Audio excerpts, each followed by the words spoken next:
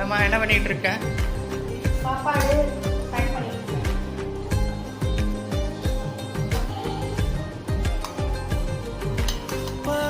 குழம்பு என்ன குழம்பு?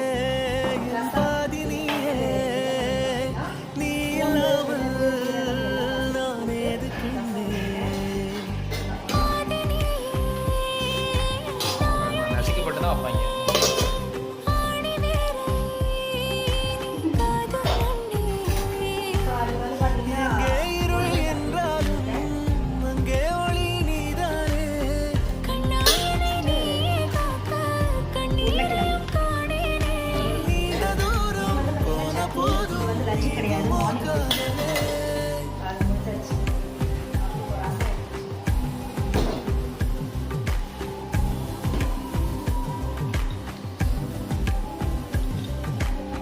வெண்ணிலவு